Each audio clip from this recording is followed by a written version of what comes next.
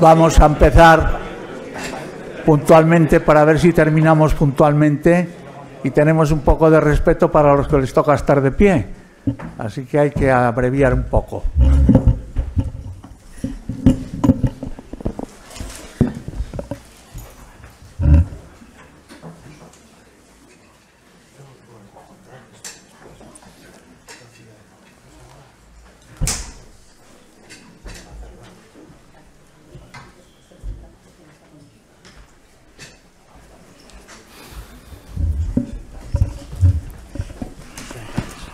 Bueno, pues muy buenas tardes, que aquí don Manuel y yo estamos diciendo que si hablamos antes o después, y si el señor obispo dice que nosotros hablamos después, pues nosotros hablamos después.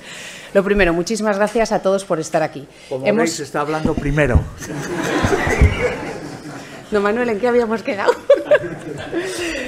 Pues como tenemos un magnífico señor obispo, pues en primer lugar, claro que tengo que hablar primero para dar las gracias por estar aquí, porque es un magnífico edificio y en este caso pues está puesto a disposición de un gran proyecto que es el Plan Director de la Catedral y de unos grandes protagonistas que tenemos hoy aquí.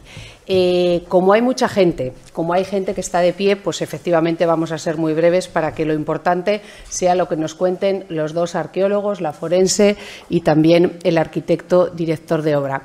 Ha habido mucha gente que se ha quedado fuera y yo cuando he venido he dicho, qué bien que venís mucha gente, y dice, no, no venimos, nos vamos, porque está a tope. Entonces, por eso he subido inmediatamente y he vuelto a contar con toda la mesa para repetir esta charla el jueves que viene a las 7:30, que ya no podéis venir vosotros, porque ocupáis espacio, pero para que nadie se quede fuera. Ha sido una gran sorpresa.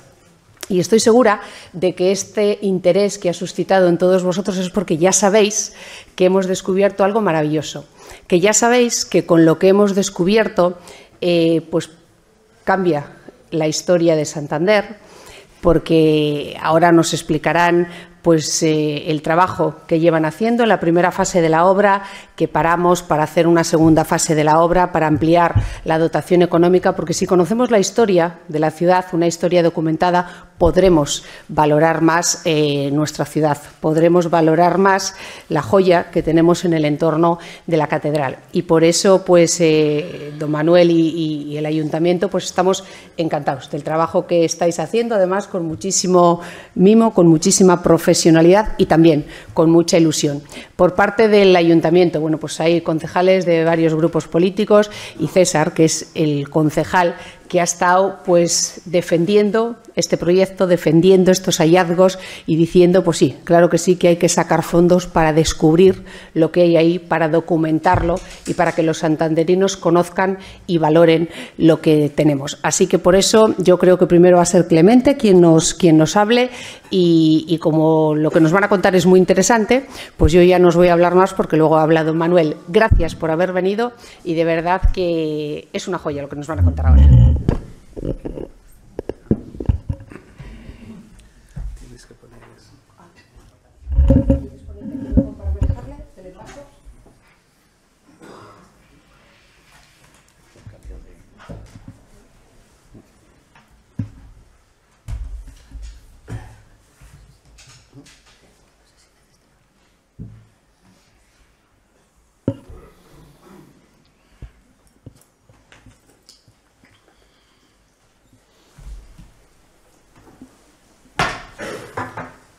Buenas tardes, alcaldesa, señor obispo, amigos. Yo voy a hacer de telonero exclusivamente para poner el toro en suerte, para dar la voz a los arqueólogos que son los que van a hablar de los descubrimientos que han ido desarrollando allí. La cuestión es que estamos sobre, como ven aquí en el grabado, el lugar, lo que José Luis Casado Soto llamaba la almendra de la ciudad. Realmente el origen de la ciudad se sitúa en ese cerro potente de Somorrostro que domina esa excepción geográfica que es la bahía de Santander y que da lugar al asentamiento. El pliegue en la costa norte que hace aparecer este mar protegido al sur y dentro de él hay otra bahía que es el arroyo de Becedo, donde realmente fue el lugar natural para organizar el puerto. En ese punto es donde realmente todos los estudiosos y en especial la secuencia que nos entrega el conocimiento de esto a través de José Luis Casado Soto y de Joaquín González Echegaray, nos sitúan en el lugar germinal de la ciudad de Santander. Pasa, por favor. Esta relación entre geografía y ciudad está basada en la condición de encontrar este punto fuerte sobre el que se establece sobre las bases que ya los romanos habían dejado. Ahí está el hipocausto que descubrieron en el suelo de la iglesia del Cristo, y sobre el que en ese lugar de privilegio se organiza lo que es el gran origen, digamos, el código genético de la ciudad se va a desplegar desde ese ámbito. Además, sigue, por favor. La ciudad empieza a desplegarse de esta manera, de forma que sigue conservando esta noción de referencia a este punto fuerte, punto simbólicamente ocupado por el poder religioso y el poder militar, el poder civil en su momento, y que es la clave para entender por adiciones sucesivas, por transformaciones, por construcciones, por reconstrucciones, lo que en este momento ha llegado hasta nosotros. ¿Sigue? Este es el esquema que presenta José Luis en su momento, en el que se ve cómo este desarrollo, este ámbito geográfico, esta idea de la ciudad como geografía voluntaria, es decir, esa geografía voluntaria que se incorpora a la geografía real, del sustento de la ciudad, y que realmente sigue conservando ese punto focal que va a ser el punto simbólico, el punto sobre el que va, digamos, a gravitar la ampliación de la ciudad, también porque en él está algo fundamental, que es el lugar donde están los peregrinos, donde está la cultura, donde está el poder, donde está la religión, donde están los gremios reuniéndose, etcétera. Pasa, por favor. Y así es como se organiza este conjunto catedralicio que se inicia con aquella colegiata del siglo XII, que antes había sido bueno, pues prácticamente bueno, colegiata hasta el XII, luego fue catedral en 1750, y a partir de ahí efectivamente heredamos este punto donde ven ahí el castillo de San Felipe y el conjunto, y es por eso que aquí se va produciendo esta adición de elementos fundamentales para entender todos los episodios, y los arqueólogos nos darán indicio de algo importantísimo y muy extraño, digamos muy singular en el proceso de construcción de la ciudad, en la que la ciudad va obteniendo sus planos horizontales de uso, aquellos que son realmente los disponibles para el uso. El plano horizontal es la perfección del plano, es allí donde la actividad humana puede ser, y resulta que esa obtención del plano horizontal en el ámbito de la calle de los Azogues se produce por acumulación de esos restos humanos que iremos viendo y que por estratos sucesivos van creando esta calle que simultáneamente llegó a dejar de ser un enterramiento para ser una calle. ¿Sigue? Bien, muy rápidamente, el gran desastre del 41 produce una transformación terrible de toda la ciudad. ¿Sigue? Y uno de los grandes pérdidas es el estado anterior de la catedral, que, como vemos ahí, el Palacio Episcopal desaparece, lo ven ahí a la derecha arriba, la vieja escalera también barroca que entraba a la cabecera de la catedral, etcétera, va desapareciendo, y sigue. Se produce un plan de reconstrucción que va a modificar radicalmente lo que es el perfil de esta geografía inicial que la ciudad había ido ocupando, había ido transformando, había ido dando sentido. ¿Sigue? Y esta trama nueva, ahí ven cómo he marcado en rojo lo que eran las antiguas calles, la Rua Mayor y la Rua Menor, que van a dar una a la puerta de entrada al claustro de la catedral y a la catedral actualmente. La Rua Menor va a desaparecer, pero efectivamente ahí vemos la intensidad de esta, quizá el trazo de la más antigua calle que conservamos, con con este carácter tan central en lo en el protagonismo en esa almendra de la ciudad que decía José Luis. ¿Sigue? Bien, estas son fotos de la maqueta que ha desaparecido, una pena que haya desaparecido esta maqueta, la vieja maqueta donde ven ahí a la derecha el edificio del Banco de España y el edificio de Correos, la vieja constitución de la plaza que aún no se había abierto tal y como la tenemos en este momento. ¿Sigue? Y aquí la propuesta que ya en el año 1990 y bastante poco, ya va a ser casi 30 años, se hace para reorganizar este conjunto. Ahí vemos esos elementos fundamentales, la plaza del General, de Atarazanas, la superior de entrada, las antepuertas de la catedral y el objeto en este momento donde han desarrollado los arqueólogos esta búsqueda, que es la esquina de la calle Somorrostro que ven allí arriba a la izquierda. ¿Sigue? Una de las cuestiones fundamentales fue esta. Es decir, la catedral nunca estuvo apoyada en el suelo. Entonces, ¿cómo transformar esto? Pues transformar esto encontrando el sentido último de que la catedral estaba situada en la peña arriba. No tenía sus pies apoyados abajo, de manera que la idea de que la calle de los Azogues había de buscar una continuación y que esa continuación iba a ser con ese bastión que está en este momento construido, que estableciese la vieja continuidad entre esta calle que iba a la Rúa Menor y que desembocaba en el puerto de las Naos, que estaba en la zona inferior. Y en ese sentido se creó esta posibilidad del bastión, pero claro, hay una geotecnia física que es qué hay debajo de los proyectos. Pero hay otra fundamental y es cómo el lugar va a dar las claves para desarrollar efectivamente la forma cuando se interviene en la ciudad. Y en este caso la idea fundamental era restituir esa condición de orden de la catedral situada en el promontorio de San Felipe, reconstruir la idea del promontorio y valerse materialmente de los rastros que íbamos a encontrar físicamente para darles sentido y para,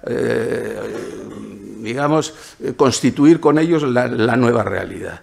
Porque, en realidad, al intervenir en las ciudades, dice Moneo, y a mí me interesa mucho esto, dice, al intervenir en las ciudades, crear es ordenar un material preexistente, no es una mera creación desde la nada, no es una invención, sino que es un descubrimiento. En ese sentido, desde el principio se propuso que la arqueología iba a ser una de las razones que iban a dar, la razón de ser del proyecto iba a ser el rastreo de estos elementos arqueológicos. ¿Sigue? Bien, este es el plano ya más definido con posterioridad y, sigue, por favor. Este es el estado intermedio en el que ya se puede apreciar la escalinata que da continuidad a la escalera en las antepuertas de la iglesia baja del Cristo y la nueva plaza. En ella, pues, quizá como elemento arqueológico simbólico está la lámina de agua que viene a recordar que en algún momento ahí, antes de la ciudad, ahí había una lámina de agua. Esta idea de que la memoria, como decía antes la alcaldesa, realmente la memoria es fundamental para encontrar la identidad de las ciudades, ¿no? Y realmente esta vieja memoria, incluso anterior a la ciudad, era fundamental en su representación. Sigue, por favor. Aquí entonces se resuelve la esquina de esta manera. Se va a hacer un bastión que va a permitir a través de una escalera rampa hacia la calle, hacia la plaza de Atarazanas y otra escalera hacia la calle Obispo Juan Plaza, contener dentro un espacio que será el que vaya a contener una documentación fundamental, entre ellas la maqueta de 1755 que bajo indicaciones de José Luis Casado Soto pues hace Roberto y que es una pieza fundamental que está ahí a la espera de ser inaugurada. ¿Sigue? Y que esta continuidad, ahí ven el túnel, ven la bajada y ven cómo esto se produce y ya desde el principio, sigue por favor, en el seno de todo esto se habló de la posibilidad de incorporar ahí todos los restos arqueológicos. Esta lámina que ven ahí es una lámina de la enciclopedia de Diderot d'Alembert, la que habla precisamente de arqueología. La idea era incorporar ahí este ámbito arqueológico en el que colocar físicamente la memoria, la recuperación de la memoria de la ciudad. Sigue, por favor. Bien, esta es la imagen más o menos ya con nuevos modos de presentación. Sí.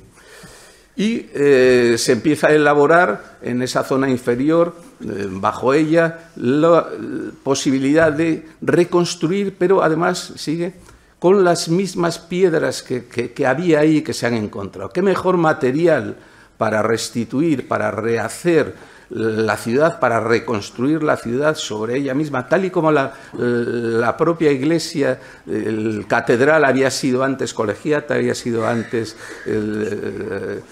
fortaleza, como siempre en la historia se elaboraba la construcción a partir de lo anterior. Lo anterior mejora lo nuevo, mejora lo antiguo, y lo antiguo realmente se regenera a través de la incorporación de lo nuevo. Vemos entonces esos materiales, esos suelos que se han venido recuperando. Sigue, por favor.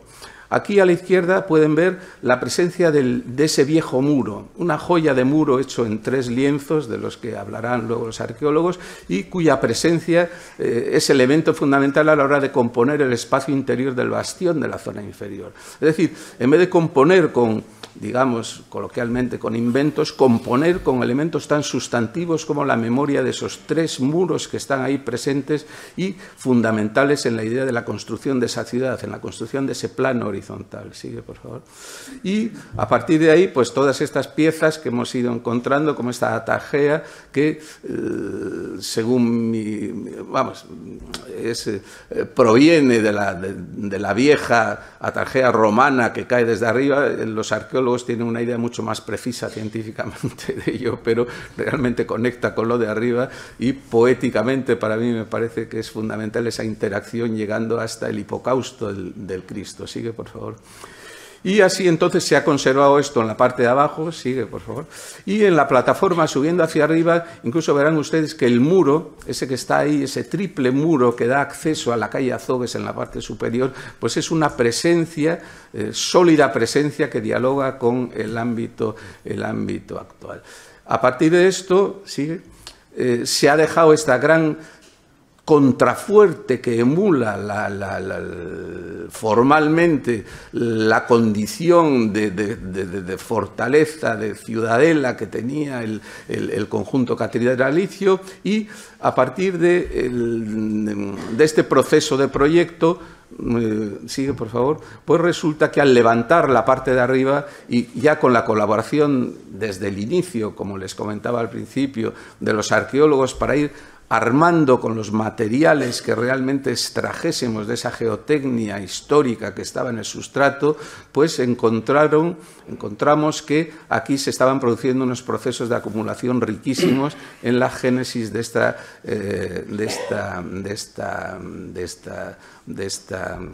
calle de los Azogues, ¿no? Entonces, en principio, la idea de construir un espacio con esa sabiduría acumulada durante siglos, ¿no? Y conseguir congregar en ella, pues no solamente el entendimiento físico de esa ciudadela, sino incluso la presencia real, la veracidad de unos materiales que tienen todo ese valor del oro del tiempo, ¿no? El peso de la historia sobre ellos y esa contundencia. Y ahí es como apareció este otro capítulo del trabajo, y que es lo fundamental, que es lo que venimos a ver y a escuchar hoy, que son los descubrimientos que los arqueólogos han hecho al hilo de esta propuesta de regeneración del ámbito central de la ciudad sobre la catedral.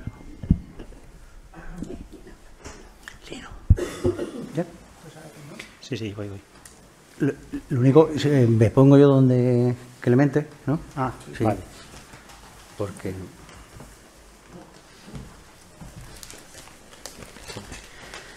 Bueno, pues empiezo yo. Bueno, vamos a contar aquí un poco los resultados que hemos obtenido de las investigaciones arqueológicas. Lo primero que tenemos que queremos remarcar es que esto es una obra, y como tal nosotros los arqueólogos estamos asociados a ella. Es decir, hay una obra que la finalidad es hacer una calle aquí, y digamos aparecen unos restos arqueológicos que están debajo de esa calle. Entonces tenemos que intervenir para, digamos, solventar las incidencias que se van a dar, digamos, a la hora de meter todas las acometidas y todos los elementos que están debajo de esa calle. Nosotros ya habíamos actuado en otros espacios de la catedral, como ven aquí, todas esas zonas marcadas en rosa, hemos hecho algún proyecto. Y una de las cosas que se pensaba en Santander es que después del incendio aquí se había destruido casi todo, que no quedaba casi nada de arqueología, que todos los elementos que, digamos, estaban en la Puebla Vieja se habían destruido, se habían luego excavado para no quedar, y que no queda absolutamente nada, pero lo cierto es que queda bastante. Sí que es cierto que se destruyeron muchos espacios, pero por ejemplo en este corte que podemos ver aquí, vemos que justo donde está la estatua de la Virgen, en la misma calle, ahí estaba el puerto. Y seguramente a una profundidad de unos 6 o 7 metros quedarán restos arqueológicos seguramente de todo este puerto que se desarrollaba aquí. Es decir, esa lámina de agua que entraba hasta más allá del ayuntamiento es un gran potencial y que todavía está ahí enterrado. Bueno, la arqueología que se denomina urbana, aquí vemos por ejemplo... Esto es del Museo de Londres, pero vemos un poco como todos los edificios que se construyen en la actualidad hay que prever que siempre aparecen debajo restos. La catedral, todo el mundo cuando entramos en la iglesia del Cristo podemos ver esos restos arqueológicos en el subsuelo, ¿no? Pero no solo en estos restos arqueológicos se concentran en los edificios religiosos en el interior, sino que a veces también lo podemos encontrar en el exterior. Bueno, cuando se empezó esta obra, que es el mismo contratista que estaba antes, que era Rucecán. Desde un primer momento se tuvo en cuenta esto. Es decir, primero se realizó un sondeo, que vemos aquí en el año 2018, y donde ya verificamos que ya teníamos restos arqueológicos. En función de esto, ya estábamos prevenidos a la hora de levantar todas las capas que había. Aquí podemos ver ya por los restos de una tarjea y ya los primeros enterramientos que se ven ahí en el fondo. También vemos cómo las intervenciones que se hicieron después del incendio pues ya habían afectado considerablemente al yacimiento. Vemos ahí 4 tuberías, uno de hormigón, otro de hierro, que habían seccionado pues bastantes de los enterramientos que aquí había. Aquí tenemos más o menos lo que encontramos en esa primera campaña y nos dimos cuenta de que el volumen que había allí era tan considerable que no podíamos acometerlo dentro de una intervención que era lo que se denominaba un seguimiento arqueológico. Teníamos un cementerio tan rico, tan denso y con tantos elementos que nos estaban empezando a aparecer. Aquí vemos también parte de la cabecera románica del templo, lo que sería también parte de la muralla a la derecha, y que había que acometer un nuevo proyecto donde se abordara estos restos de una manera científica, meticulosa y con todos los medios disponibles para sacar el máximo partido al yacimiento.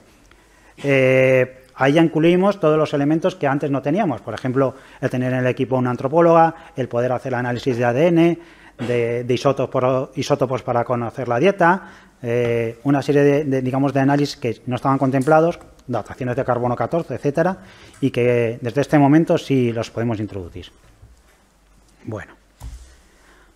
Ahora nuestro equipo está formado, pues lo que vemos aquí, como ven, es un proyecto del Ayuntamiento de Santander que ejecuta la empresa Rucecán y que dirige la obra Clemente Lomba. Y aquí vemos, pues dentro de nuestro equipo, la dirección arqueológica de Javier Marcos y mía. Tenemos un peón especializado que es el que nos limpia todos los huesos, nos lleva a las tierras, nos facilita mucho el trabajo, que es Juan Melgar, que anda por ahí, no sé por dónde. Y luego tenemos, dentro del equipo está Silvia, que es nuestra antropóloga, la que estudia todos los huesos, la que nos va a decir el sexo, la edad, qué enfermedades tenían, es decir, luego lo sabrá ella más concretamente. Vamos a hacer una que ya lo tenemos bastante avanzado y dentro de unos días lo vamos a presentar a la primera santanderina, que hemos cogido un cráneo y lo hemos mandado a un especialista para que nos haga una reconstrucción facial.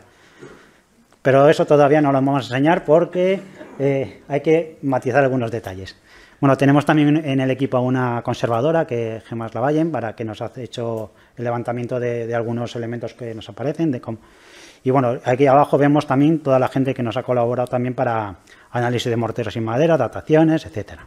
Bueno, vamos con los resultados Lo primero que hemos encontrado es algo que no esperábamos, que era la cabecera del edificio románico. Es decir, debajo de la iglesia actual sabíamos que existían restos, que ya habían localizado Casado Soto y José Luis González de Segaray, pero lo que no esperábamos encontrarnos es como una cabecera absidial que se sitúa, digamos, en esa esquina del edificio. Aquí vemos parte de ella, ese elemento semicircular, y donde vemos ya pues como todas las sepulturas están casi adosadas con ellos. Aquí vemos lo que es la cabecera de la planta de la Iglesia del Cristo, y vemos ahí las diferentes fases que tenía. Bueno, aquí vemos ya uno de los enterramientos que se situarían en esa cabecera, y luego lo contará Javier mejor, pero bueno, los enterramientos se sitúan cuanto más cerca de las reliquias, cuanto más cerca de la cabecera de la iglesia, eran los enterramientos más privilegiados. Bueno, ya teníamos una vista de esa cabecera. La cabecera tiene varias fases, porque vemos una parte, no sé si lo aprecian ahí en estos sillares que están aquí, que están recolocados, es decir, ha habido una cabecera y luego en un determinado momento los han sacado y los han recolocado. Esa cabecera sería algo más similar a lo que planteaban Casado Soto y Joaquín González de Segaray en esta imagen de ellos y de Francisco Hierro. Y aquí vemos las primeras excavaciones que realizaron en la catedral, donde lo más importante fue que localizaron ese pequeño horno que corresponde a un horno de una terma romana, de un sistema de calefacción, y donde se encontraban también las cabezas de San Emeterio y San Celedonio, que luego se trasladaron arriba a la catedral y ahora están otra vez en el Cristo. Aquí tenemos parte de esa planta hipotética de donde estaría el hipocausto romano, con el horno, y también localizaron unos muros que nosotros intentamos relacionar con los restos que nos aparecieron afuera, que es este que ven aquí, el rojo que hemos señalado nosotros, lo que hemos encontrado afuera, y estos muros fueron los que encontraron Casado Soto de Echegaray. Pero como ven aquí, no tienen ni la misma dirección, ni parece que tengan relación con ellos. Para eso, dentro del equipo de Rucecán, acudió el topógrafo para hacer un dibujo preciso de todo ello, y aquí vemos el plano con todos esos edificios, y como ven, nada coincide, vamos. Pasará con mi compañero Javier, que os hablará de... ¿Llega hasta aquí? Sí. Bueno, vamos a empezar a describir parte de lo que es el cementerio medieval. La arqueología lo que intenta es reconstruir el pasado a través de los restos materiales, y la arqueología medieval en concreto ha tenido un desarrollo sobre lo que es la arqueología de la muerte. Los muertos nos hablan de los vivos. Hasta ahora tenemos inventariados 86 inhumaciones en la calle de los Azogues, y mucho de lo que es el proceso de la muerte nos está hablando de cómo eran los antiguos santanderinos, cómo era en el siglo XII, el XIII, el XIV, y vamos a ver diferentes fases de la evolución de la ciudad, de la vida cotidiana, del día a día del pasado medieval de esta villa. El proceso de excavación ha sido muy laborioso, hemos llevado una metodología muy estricta, la excavación es complicada porque hemos encontrado adultos, pero también ha habido una población infantil muy elevada. En concreto, esta foto que están viendo ustedes es de un recién nacido, un individuo perinatal o un neonato. Y bueno, pues la fragilidad de los huesos es muy complicada de excavar, de estudiar, y bueno, pues de bebés, no sé cuántos, hemos recogido casi más de 4, una cosa así, ¿no? Eso ya... hemos llevado a cabo labores muy complicadas. Por ejemplo, aquí mi compañero Lino Mantecón está levantando un neonato, una labor, bueno, casi de artesanía.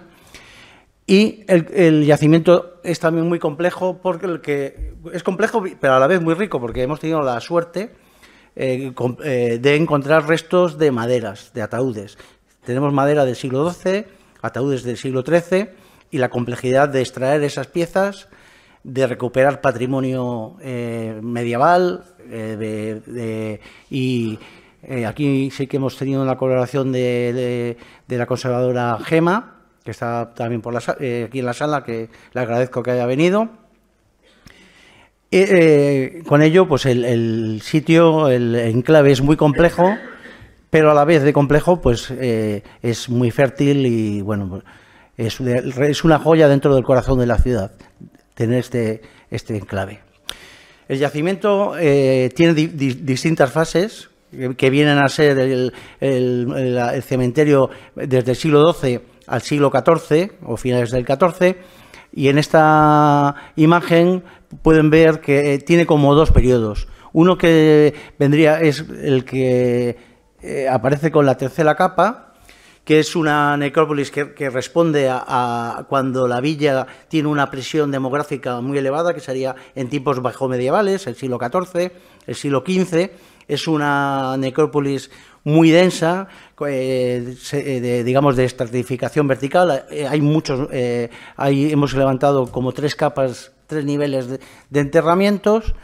Por debajo hay una capa de rellenos artificiales, es decir, se ha rellenado de forma intencional, y por debajo hemos encontrado otro cementerio que responde a otro modelo de ciudad totalmente distinto, en la ciudad, digamos, del siglo XII o principios del XIII, coincidiendo con la concesión del fuero. Posteriormente hablaremos, digamos, de estos dos momentos, de dos momentos distintos de una ciudad, de una villa que pasa, gracias a la concesión del fuero, pues a un crecimiento exponencial. El cementerio, como decía antes, hasta ahora tenemos 86 inhumaciones. Esta imagen es de la anterior fase, de la campaña anterior a la pandemia. Pasa.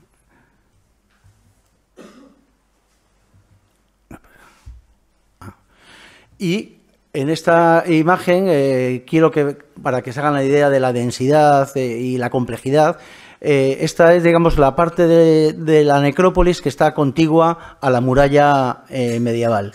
Aquí ha hecho mi compañero Lino un trabajo bueno, la verdad es que ha quedado muy bien.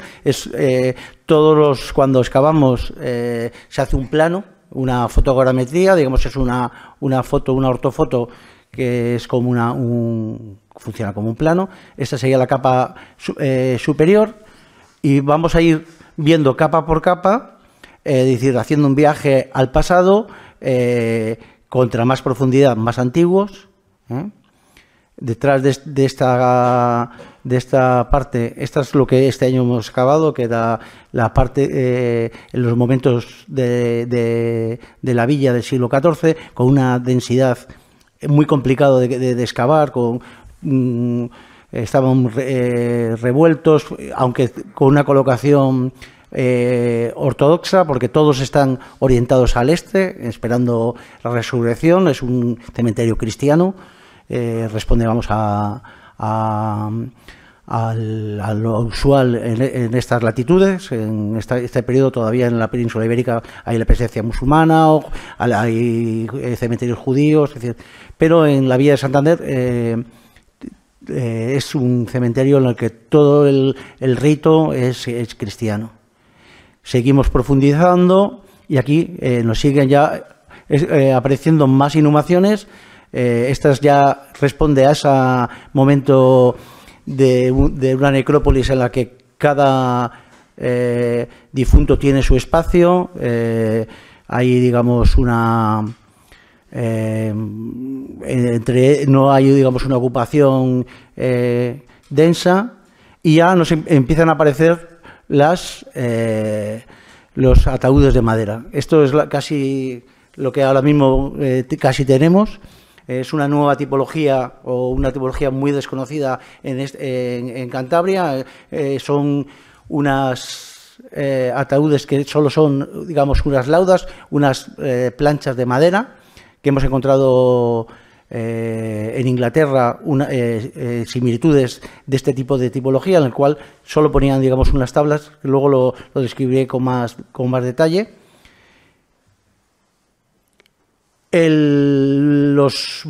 Cuando decía que los muertos nos hablan de los vivos, es porque el cementerio es muy fértil a nivel de cerámicas que acompañan a los enterramientos. No son gestos funerarios, es decir, que los enterraban ya con cerámica, sino que todo el entorno del suelo responde a la vitalidad de la villa, y hay pues cerámicas, hay como este detalle que aquí vemos. Una chincheta, la chincheta amarilla es un clavo de hierro, y el verde nos está indicando restos de alfileres de bronce. Los alfileres de bronce se relacionan con la sujeción del sudario. Casi todos los inhumados tenían como vestimenta mortuoria un sudario, una mortaja. Eso lo sabemos por la posición rígida, está constreñido en la posición orientada hacia el este, esperando la resurrección, casi todos con las manos cruzadas en la cadera. Y hay casos que, por ejemplo, que la conservación de las rótulas nos está indicando que tenían género textil que fijase esa pieza del esqueleto, si no hay algo que sujete, digamos, las rótulas aparecen, digamos, desprendidas del esqueleto.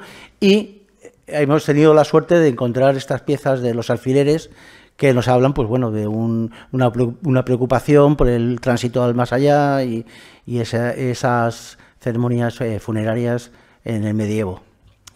Tenemos ataúdes, la gran mayoría son ataúdes, y muchos con clavos de hierro. Si volvemos a las chinchetas, los puntos amarillos son clavos. Este inhumado casi tenía más de 24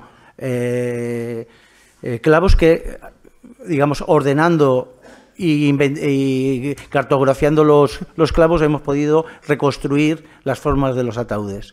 Hemos tenido también la suerte de, en algún corte, encontrar digamos, lo que se llama en arqueología un fantasma del ataúd. Es esta mancha que está indicando el cursor con los clavos in situ. Si vuelves atrás, Lino, que se vea. No. No sé si ven que están posicionados, que ya nos están hablando de cómo se construía un ataúd del siglo XIII en Santander. Esos son una imagen de los clavos que encontramos. Hay diferentes tipologías y tamaños. Ninguno es ornamental, sino son de construcción. Hay otro tipo de enterramientos que son fosas simples, es decir, que solo sin ataúd, sino que eran directamente con el sudario en tierra. Y la tipología que es novedosa, que son los tableros de madera. Son tableros no parece hechos, digamos, exprofeso, sino que tiene una labor de carpintería. Si pasamos a la siguiente, es muy grosera, es decir, con lo que tenían lo indicaban, pero la utilización del ataúd a partir del siglo XII y XIII se asocia con clases privilegiadas. Hasta ese momento se enterraba en tumbas de lajas, de piedras, es lo más usual dentro de la Alta Edad Media o fosa simple, y a partir ya de estos siglos plenomedievales y bajomedievales se empieza a introducir en clases nobiliarias, o si fuéramos, por ejemplo, al monasterio de las Huelgas, toda la monarquía castellana se entierra en ataúdes.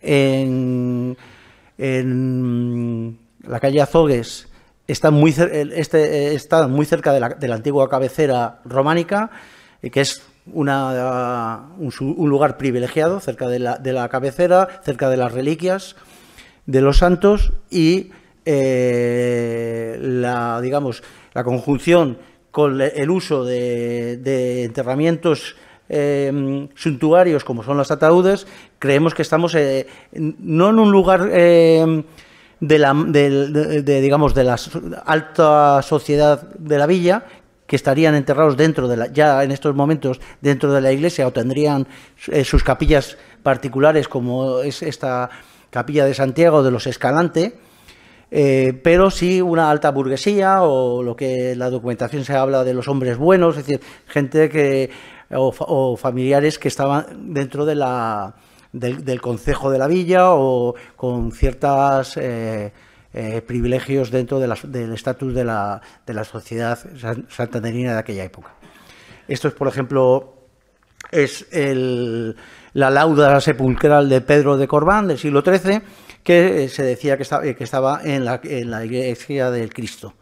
Hemos encontrado una fotografía que nos la suministró Maricel Losada, Celestina Losada, de 1917, y ven aquí cómo era el atrio de la catedral en el año 1917, y en esta foto se ve que en esta arcada había unos sepulcros, unos sarcófagos.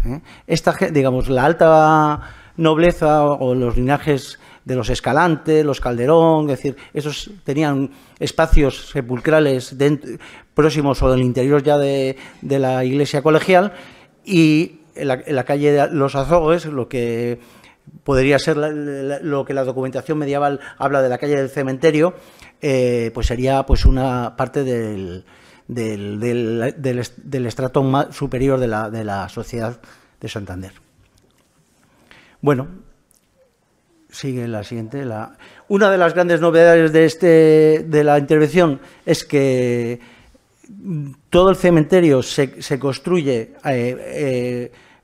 por rellenos artificiales. Ahora mismo estamos a una cota casi de 3,5 metros, 4 metros, y todos son rellenos decididos. Es como decía antes Clemente, es una geografía voluntaria. Es decir, se decidió rellenar ex profeso para crear un espacio cementerial de la villa para un determinado, una clase pudiente de la sociedad, y todos los rellenos son muy limpios. Es decir, no es un espacio, digamos, un suelo que ha surgido por habitación, que tiene mucho, digamos, residuos de aquella época, sino que las arcillas son muy limpias. Nosotros creíamos que íbamos a llegar al suelo geológico, todo lo contrario, es decir, que debajo de esas arcillas nos encontrábamos otro cementerio. Es una obra, digamos, tan complicada y tan magna como ha sido la construcción de la iglesia colegial, que ya de las trazas iniciales se hicieron con 2 plantas, o sea, pensó inicialmente que iba a tener 2 pisos, y pues también esa complejidad de los artilugios de arquitectónicos de construir un edificio de tal tamaño también fue de ganar espacio a la ladera, al cerro de Somorrostro, y generar un espacio artificial en un sitio donde no se podía.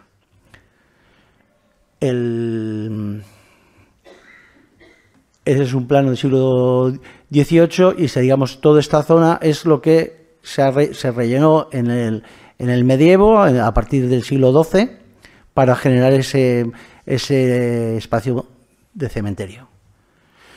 Bueno, otro de los hallazgos que ya lo hicimos en la anterior campaña ha sido una muralla. Tiene una anchura de 4 metros, y la altura, que ya nos ha costado bastante porque no llegábamos al suelo geológico, pues supera más de los 3,5 metros.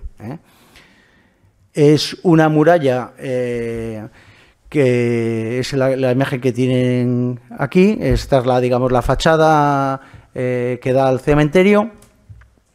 Y hemos realizado una datación donde estoy indicado con el cursor, una datación absoluta que nos ha indicado que era del siglo XII. Nosotros hasta ahora creemos que tiene que ser el muro anterior.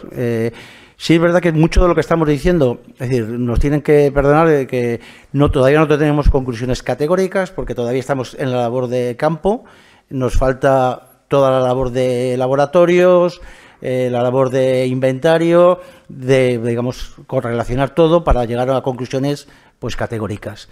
No obstante, sostenemos que el muro tiene dos momentos distintos y que esa fecha del siglo XII tiene que ser de una refacción, una reforma de ese muro. ¿Por qué lo decimos? Principalmente porque no se entiende que se haga un muro para luego ser amortizado, rellenado por el cementerio. También tenemos, este es, digamos, sería el trazado del muro. Antes ponía que puede ser, hay una cita del siglo XV que hablan de un muro viejo, el muro viejo que baja a las atarazanas, que sería anterior a las murallas que todos conocemos, que estudió José Luis Casado, y este sería, digamos, un muro previo, que quizá, esta es la imagen de Hofnagel, aparece aquí en el círculo, puede ser ese muro, pero nosotros sostenemos que sea anterior y esté en relación pues con el muro que tenemos aquí, con la obra que se hizo en las dependencias capitulares, en el cual estamos todos debajo o en el interior de donde estaba el castillo, y este muro hicimos una lectura de paramentos y leímos 5 diferentes fases y se hizo 5 dataciones absolutas y 4 de ellas dieron del siglo X, XI. Y por eso sostenemos que puede que el muro que tenemos en la calle Azogues sea parte de esa fortificación alto medieval, que estaría relacionada pues con las muchas fortificaciones que en la cornisa cantábrica ocurren en ese periodo por las incursiones vikingas o normandas. No obstante, vuelvo a decir antes, hasta ahora hemos realizado 6 dataciones absolutas, el proyecto contempla 14 y tenemos que enviar y estamos todavía trabajando en ello. Vamos a decir que todavía vamos a dar más creo que daremos más buenas noticias para esta ciudad. Esto es un croquis de la evolución de la ciudad. Tenemos la fecha de la fortificación y cómo la ciudad, pues a partir del monarca Alfonso VI, empieza, digamos, a tener un crecimiento, y ya con la concesión del fuero, pues con Alfonso VIII, pues que es un pistoletazo para la villa y su crecimiento. Bueno, aquí os dejo con Lino. Bueno, una vez que hemos visto el contexto, vamos a hablar ahora de esas piezas que nos han salido dentro del yacimiento. Es lo que nos vamos a denominar hallazgos singulares, porque luego tenemos un volumen de materiales que nos están saliendo, sobre todo huesos de humanos, pero también otros restos que nos van a hablar mucho de cómo se vivía en Santander en esta época, principalmente, como lo estamos hablando, lo que es la Edad Media. Bueno, uno de ellos fue esto que nos apareció casi al principio, que es una sepultura que tiene en el cuello una pequeña pieza de bronce, que luego se restauró, y que pensamos que puede ser un colgante. Seguramente pues está en relación con esta persona, que luego Silvia os hablará. Esta chica, señora, tenía ciertas patologías y que pueda ser un amuleto quizás en vida. Al principio de todo nos apareció esto y estábamos todos muy contentos porque esto va a ser un yacimiento riquísimo, van a aparecer muchos anillos. Hay una señora que nos decía por allí: ¿habéis encontrado una joya? Y nosotros, no, todavía no. Bueno, hasta que nos apareció esta. Pero vamos, la primera y la última al principio. Bueno, además no me parecía asociado a ningún enterramiento, pero bueno, es un anillo de plata y que estaba en su dedo además. Una cosa muy interesante que nos está apareciendo, que son estas cerámicas, son cerámicas vidriadas. Normalmente nosotros cuando excavamos yacimientos de la Edad Media nos aparecen cerámicas, pero están siempre sin vidriar. Son cerámicas que son muy rústicas, aunque son muy finas y muy bien hechas. Pero en Cantabria siempre se había dicho que la cerámica vidriada empezaba a llegar aquí a partir del siglo XV, sobre todo, ya en el siglo XVI y XVII casi todo es vidriado. Y claro, cuando empezamos a encontrarnos estas cerámicas, a veces nos planteábamos, digo, ¿estamos excavando bien? Porque es un poco extraño, ¿no? Luego ya hemos estado investigando y sí que hemos visto que son cerámicas que provienen de no son de aquí, son cerámicas que provienen del ámbito atlántico, sobre todo de la zona de Aquitania francesa, que se llama cerámica de Santons, pero también del norte de Bretaña y también de la zona de Londres. De Londres hay algún ejemplar, muy pocos, pero son cerámicas que imitan a estas de Santons, de la zona francesa, y las reconstruyen así, pero que indican que hay un comercio marítimo muy interesante y que se está dando desde Santander a todo lo que es la costa atlántica, especialmente Aquitania, Bretaña, Inglaterra, ya desde la Edad Media. Son cerámicas que se denominan vidriados a la sal, que aparecen con esas motitas verdes de coloritos, y que son muy características. Casi siempre las cerámicas de Santón venían asociadas al vino. Se traía vino de la zona de Burdeos para el consumo aquí en la villa. Y seguramente pues, son de este tipo de jarras que se les rompería. También nos aparece otro tipo de cerámicas, que son las cerámicas típicas de aquí, que son estas cerámicas pintadas de época medieval.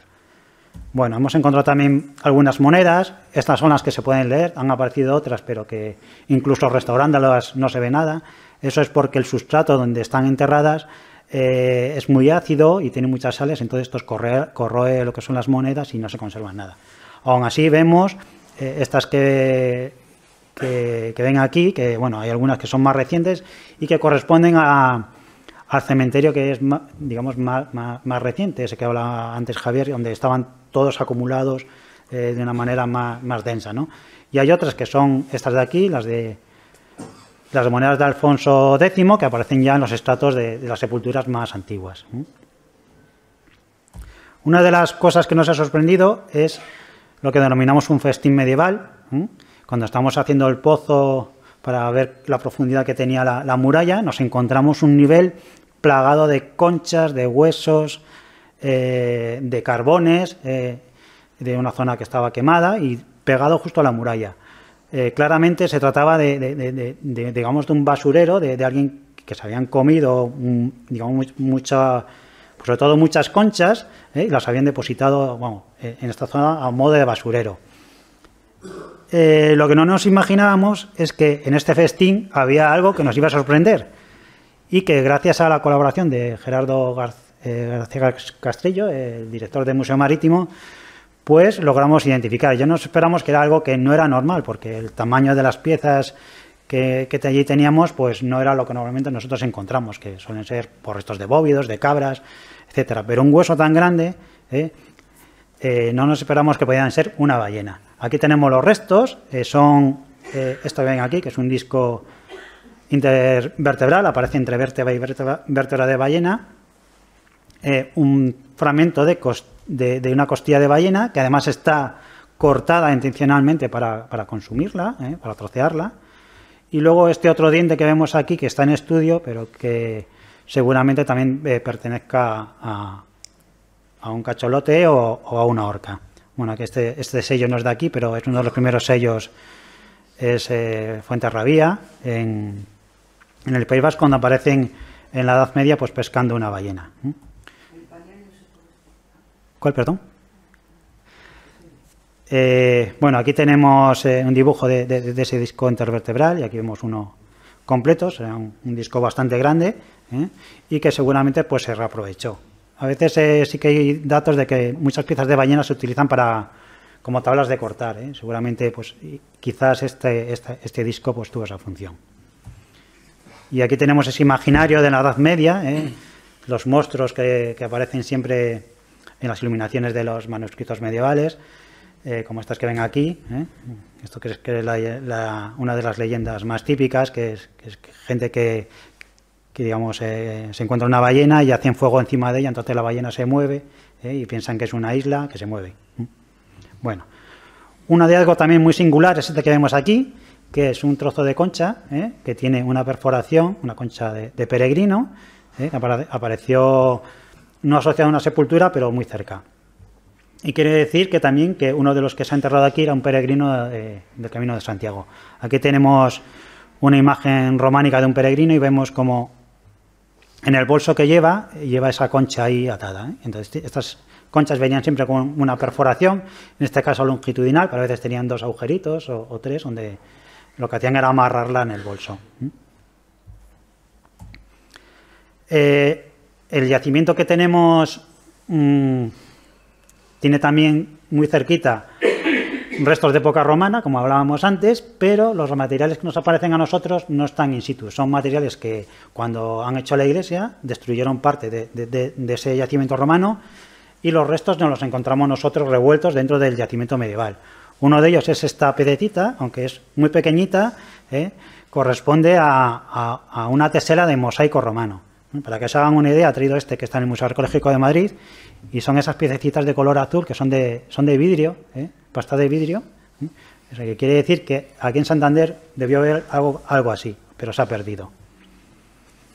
Esta es otra pieza también muy singular, que estamos ahora estudiándola, aunque no tenemos todavía muy claro a qué puede pertenecer, y apareció también asociada a una sepultura, y fue un milagro encontrarla, porque parece que es cuero, es muy pequeñita también, pero vemos también una que está repujada, o seguramente es cuero, con una especie de rayos que quizás corresponda a un amuleto. También tenemos material de construcción romano, que es esta una teja, que está grabada. Aparecen restos del suelo romano del Hipocaustum. Ya saben que los romanos hacían unos morteros muy buenos, que estaban hechos con cal, y para que fueran hidráulicos lo que hacían era machacar teja y cerámica y mezclarla con cal. Y así podían hacer, digamos, piscinas. Esta sería parte de un suelo de esa piscina. Una cosa que también es muy interesante y que además lo hemos corroborado por citas documentales y también por una datación de carbono 14, son restos de un incendio en Santander. En Santander ha habido varios incendios, está del año 41, pero también hubo uno muy pavoroso en el siglo XIV. Casado, Soto y González Echegaray ya habían encontrado indicios de él dentro de la iglesia, pero nosotros hemos encontrado los restos, como ven aquí, tejas, muchísimos carbones, seguramente de cuando se quemó lo que era el Palacio del Abad, que estaba aquí al lado. Bueno, aquí vemos un plano más o menos de cómo era Santander, porque hoy en día nos imaginamos los cementerios unos lugares muy solitarios, pero en la Edad Media no era así. En los cementerios se vivía, había, digamos, una actividad muy grande. De hecho, hay polémicas porque a veces se daban en los cementerios pues, transacciones comerciales, ¿no? Y hay documentos que hablan de esto, pero en los cementerios a veces había casas y donde la gente vivía y por eso encontramos a veces pues muchas conchas, etcétera. Bueno, y ahora para finalizar nada más era mencionar digamos, lo que es el sello que hemos elegido de logotipo de la excavación, es el sello rodado de la concesión del fuero. Lo hemos utilizado como símbolo porque queremos ir, digamos, más allá y también conocer ese momento de la villa y una de las aportaciones o de las pequeñas aportaciones que podemos hacer es las vinculaciones que tiene la villa de Santander con el frente atlántico del occidente europeo. Por un lado, por la cerámica que antes comentaba Lino, de importación, que nos está, digamos, aportando que hay una conexión comercial entre toda la fachada atlántica con esta villa y también con lo que es la propia villa, que era de patronazgo real. Por eso hemos puesto las imágenes de Leonor de Plantagenet y el rey Alfonso VIII. De hecho, Alfonso VIII, las arras de su matrimonio, dio la villa de Santander. Creemos que nos estamos acercando, aproximando a esos habitantes de la villa y mucho de lo que nos hablan es de esas conexiones, no solo de la cerámica, sino incluso litologías que vienen procedentes del norte de Europa a través de los lastres de barcos que estamos encontrando, con esa conexión y que nos habla de conexiones interculturales, conexiones culturales también de rezos o de rezos de religiosos y también de la llegada del gótico y del cister a esta villa. Y nada más, y ahora, si quieres, me paso yo por ahí.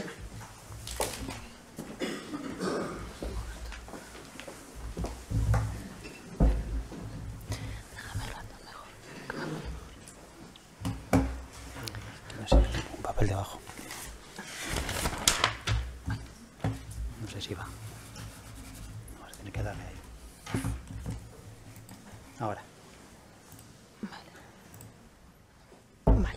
Bueno, buenas tardes a todos. Ya sé que vamos tarde, pero intentaré ser muy rápida. Simplemente es hacer una pequeña aproximación y hablar un poquito de los resultados preliminares que tenemos del estudio antropológico que se está realizando de todos los restos que están recuperando los arqueólogos en la intervención.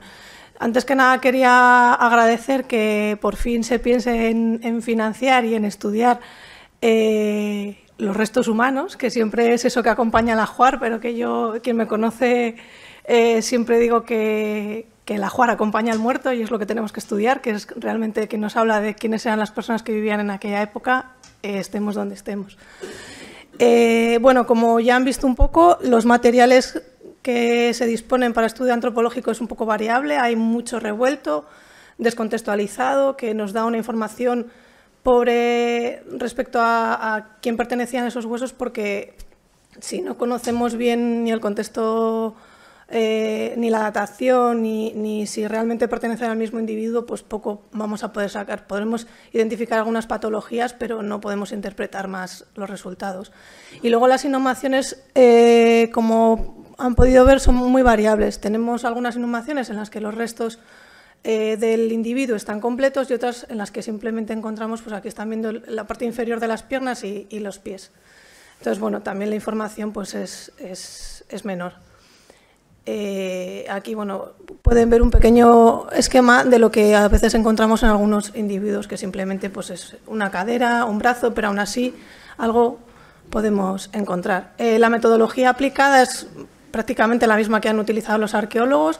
En algunos momentos hemos hecho mediciones in situ, se han tomado muestras in situ para estudios de parasitología, de determinación de necrosoles o depósitos en las tierras alrededor de los inhumados. Y algunas de las mediciones, aunque no son exactas, se han tomado porque, como han comentado antes, sobre todo en el caso de los individuos, los subadultos o niños de pequeña edad, como el terreno es muy ácido y ya los huesos de por sí están muy alterados, en estos individuos la recuperación es más complicada. Entonces, luego en el laboratorio nos encontramos huesos en los que no están completos y es difícil determinar las medidas de estos restos, por eso se han tomado in situ. El trabajo continúa con la recuperación de los esqueletos, la gran mayoría la ha realizado evidentemente el equipo de arqueólogos. Yo estuve en algunos de los momentos. Luego en el laboratorio casi todo el trabajo, se lo tengo que agradecer a Juan, casi todo el trabajo de lavado del material lo realiza él. Algunos en otros momentos estoy yo, pero yo estoy más para lo que es el estudio luego de las piezas. Es lo que hacemos y se dejan para secar todas las piezas y poder estudiarlas posteriormente. Y la última fase del trabajo, pues fotografía, estudio macroscópico, medición, reconstrucción de los huesos, el estudio métrico y luego pues, se estudian las patologías que puedan tener los huesos y las alteraciones tafonómicas, es decir, esas alteraciones que han sufrido los huesos, los esqueletos, después de ya estar enterrados. Vemos cómo tienen fracturas en seco, que sobre todo son muy frecuentes en los esqueletos de los niveles más superiores, de las zonas más tempranas y más superiores a la superficie que tenemos aquí. O sea, que sobre la que se ha construido la ciudad, las placas de hormigón que se han ido poniendo en la calle en los últimos años, todo eso ha afectado mucho a los esqueletos y son esas lesiones que tienen. O en esta imagen, no sé si lo ven, el interior del hueso o la parte más inferior de estos otros huesos que son las caderas de otro individuo. Esta es el sujeto 27, que es el que habías enseñado antes, estaba al lado de una tubería y las aguas fecales que se han ido filtrando de esas tuberías, que a veces se rompen, porque de hecho una tenía una filtración, o todos estos elementos han afectado y se han producido crecimientos de hongos que afectan a los huesos y también pueden afectarnos los resultados. Y todo eso se describe y se estudia.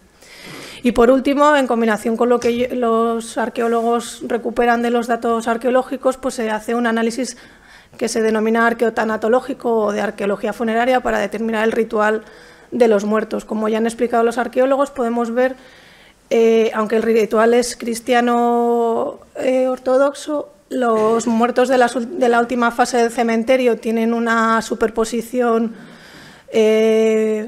muy llamativa y hay una gran, ya han explicado ellos, una gran densidad de disposición de las inhumaciones, de modo que no es esta la mejor imagen. Otra imagen que habíais puesto vosotros, se veían en algunos momentos se coloca un individuo encima del individuo anterior sin que éste se haya descompuesto del todo, de modo que tenemos los dos descompuestos en un plano casi superpuesto. Porque ya no es que se utilice, en otros cementerios de otras regiones se suele reutilizar la tumba de manera que el esqueleto anterior se coloca en un lado de la tumba y se coloca el nuevo muerto. Aquí no, está la intensidad de uso del cementerio que ni siquiera se ha llegado a esqueletizar el anterior individuo cuando se coloca otro nuevo en la tumba. Sin embargo, en las tumbas del cementerio más temprano, el más profundo, como ya han explicado ellos, hay espacio suficiente para cada uno y se puede ver muy bien cómo efectivamente esos muertos se descomponían en un espacio cerrado, recubiertos de un sudario que impedía que los huesos, al descomponerse la carne, se desplazasen, que es lo que ocurre en espacios más abiertos, y todo eso se puede estudiar y lo podemos analizar. A modo de ejemplo, lo que he dicho de las mediciones, esto es uno de los individuos infantiles que mejor se ha recuperado, pero aunque cuando se está en la excavación parece que tenemos un esqueleto completo, luego en el laboratorio y tras el lavado los huesos se ven afectados y pierden parte de sus dimensiones y bueno, pues al final encontramos individuos en los que nos faltan los extremos de los huesos, entonces no podemos determinar su longitud y por tanto no su edad, o es más difícil, bueno, dificulta un poquito el estudio. Así, a modo de resumen, tenemos una población bastante sana, por decirlo de algún modo. Bueno, hay una paradoja que se produce en antropología y que siempre hay que tener en cuenta cuando se va a hablar de paleopatología o de enfermedades en el pasado, y es que muchas enfermedades que pueden provocarnos la muerte no van a dejar huellas en nuestros huesos. Al contrario, probablemente los individuos que más huellas tengan de enfermedades en sus huesos serán los individuos más sanos o que más han resistido. Ahora que se usa mucho la palabra resiliencia, serían los individuos más resilientes de esa población, porque tenían un sistema inmune y unas defensas que permitían sobreponerse a esas enfermedades que sufrían y seguir viviendo. Mientras que otras enfermedades, como por ejemplo una diarrea, cólera, una neumonía, te puede matar sin dejar huella en el esqueleto. Y puede matarte joven con un esqueleto muy sano. Pero en realidad moriste muy joven porque eras menos sano que el resto de individuos de esa población. Aquí casi todos tienen pocas huellas de enfermedades en sus huesos. O sea que podemos pensar que fallecieron por algún episodio de ese. Hay muchas enfermedades que nos pueden, como digo, que nos pueden matar sin dejar huella. Encontramos traumas en un sujeto, encontramos esta lesión en el frontal, que es una lesión ya curada, tiene sobrecrecimiento óseo, o sea que no murió de esto, pero sí que es una lesión, parece bastante probable por un arma blanca, aplicada con una fuerza tangencial en este sentido, como pueden ver aquí, y bueno, nos está hablando de que tuvo un episodio de violencia a lo largo de su vida. El resto de esqueleto, la verdad es que no tiene más lesiones, sí que es un individuo bastante mayor con una deficiente higiene bucal, pero no es esto lo que lo mató. Sin embargo, nunca se puede descartar que una herida de arma blanca en una parte blanda, entre costillas al corazón, en el abdomen, le hubiera matado igual, pero no tenemos ningún dato objetivo que lo indique. Y otra lesión traumática que se ha encontrado es una fractura de peroné, también curada. Se ve un engrosamiento aquí en el peroné, este es el hueso en concreto, pero que tampoco sería la causa de la muerte. Como digo, tenemos individuos bastante sanos. Si hay un ejemplo hay varias costillas de individuos infantiles con lesiones, no sé si lo ven bien aquí, estas lesiones porosas que están en la cara interna de las costillas, nos está hablando de procesos infecciosos tipo pleuritis en esos niños. Hay caries, aunque no son las más frecuentes. Esta es el individuo 27, una mujer, la que tenía los huesos afectados por las aguas fecales. Tenía una caries con un absceso tampoco es lo que le mató, pero el resto de su dentadura es bastante sana. Estos son unos dientes de un niño, es un individuo infantil que tiene que tiene caries en todos sus incisivos. También tiene defectos en los gérmenes de los dientes permanentes y falleció siendo un niño pequeño. Pero bueno, también está hablando de una salud un poco precaria en este sujeto. Y este es el individuo de la herida en la cabeza, que es de los pocos que tiene una dentición tan mala. Tiene muchísimo desgaste en los dientes y pérdidas de varias de las piezas, casi todos los molares inferiores, probablemente por caries. Pero en general tiene una salud bastante sana. En los huesos infantiles estas lesiones porosas están asociadas con déficits nutricionales o alteraciones a lo largo de algún tipo de estrés en su crecimiento. Y luego los varios sujetos infantiles, unos 6 o 7, presentan alteraciones en el esmalte, sobre todo los gérmenes dentales de los que iban a ser sus dientes permanentes, lo que nos está hablando también de un momento estresor en el momento del desarrollo de estos gérmenes. Que evidentemente el hecho de que fallecieran tan jóvenes ya no está hablando de que tenía una salud mala, pero que era una salud que venía siendo mala a lo largo de su desarrollo. De momento, de las 67 inhumaciones que se han excavado en esta campaña, se han estudiado 40. El estudio, así que sí que tengo que decir que aunque el estudio se financia el estudio de 20 individuos, este estudio yo lo he incluido en un estudio más amplio, que es toda mi tesis doctoral que estoy haciendo sobre la población medieval en Cantabria, la evolución de la población en Cantabria. Entonces, interesa estudiar toda la necrópolis, aunque no esté financiada, porque los resultados eran más amplios y creo que más enriquecedores. De momento, de los 40 sujetos estudiados, aquí tienen las diferentes edades. Hay una proporción, no lo sé, o sea, hay el mismo número de individuos adultos que subadultos inhumados en esta zona del cementerio, y casi hay el mismo número de mujeres que de hombres. El término alofiso hace referencia a sujetos en los que los rasgos sexuales del esqueleto no nos permiten hablar ni de que sean mujeres ni de hombres, son bastante ambiguos. Hay 8 en los que no se puede determinar el sexo porque no tenemos suficientes huesos que tengan esos rasgos para poder estudiarlos. Y luego los no valorables son casi todos los sujetos infantiles, que determinar el sexo en sujetos subadultos que no están todavía desarrollados no tiene, aunque hay métodos científicos que lo pueden determinar, no tiene una objetividad o no son tan claros como en los sujetos adultos. Entonces hemos preferido no dar el sexo porque además es más complicado también identificar esos rasgos, que esos rasgos estén desarrollados. Entonces casi todos son los sujetos infantiles, no se les asigna un sexo en este estudio de momento. Pero, como ya han comentado antes, los huesos también nos pueden servir para hacer análisis de isótopos que se van a hacer. ¿Y esto para qué es? Pues analizando diferentes isótopos que ven ahí de todo el hueso, podemos conocer la dieta, si los individuos tuvieron lactancia materna, en qué momento se introdujo la alimentación complementaria, sobre todo para los niños. Hay que tener en cuenta que los isótopos solo nos hablan de la dieta del individuo en los 15 años anteriores a su muerte, porque es el tiempo en el que tarda el hueso en crecer y renovarse completamente. Entonces, pero nos pueden hablar de eso, de migraciones, de la movilidad de la población, porque nos hablan de los isótopos de estroncio, nos hablan de si está la población más cercana o no al mar. Hay un influjo del estroncio diferente si son poblaciones de interior o son poblaciones costeras. Podríamos determinar eso. El sujeto de la vieira estaría muy bien analizarle en este sentido porque nos podría confirmar ese origen extra santanderino. Y además también se va a hacer análisis de ADN porque nos van a hablar de si hay relaciones familiares, de parentesco, de ancestralidad entre los sujetos inhumados en este cementerio, y además nos podrían identificar patologías genéticas. ¿Y por qué todo esto? Porque los muertos, no solo el ajuar o todo lo que los arqueólogos también interpretan, nos hablan de cómo murieron, no solo de cómo murieron, sino de cómo vivieron. Principalmente, y a mí lo que me interesa es saber cómo vivieron.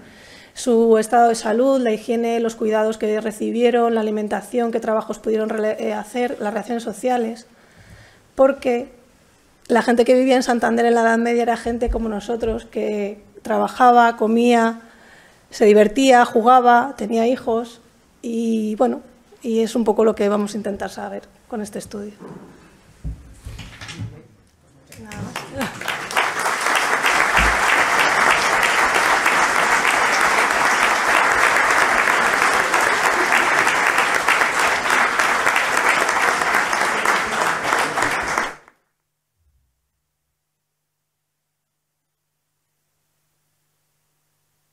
Nos conocemos.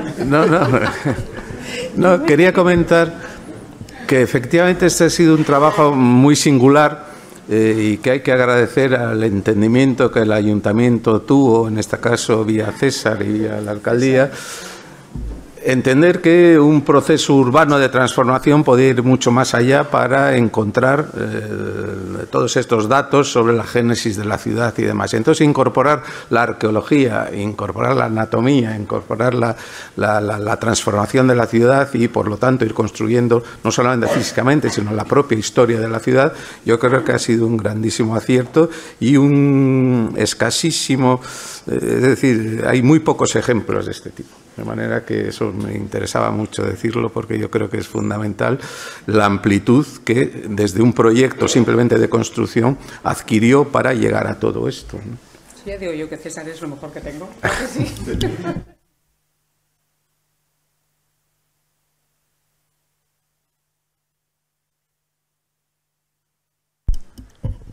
El ayuntamiento no está de invitado porque sabéis que esta obra grande de este edificio, de los archivos de la catedral o las dependencias capitulares, se hizo con una subvención del 1,5% cultural, pero allí el máximo que dan es el 75% y había que poner un 25% más. Ese 25% más lo hemos puesto a medias el ayuntamiento y el obispado.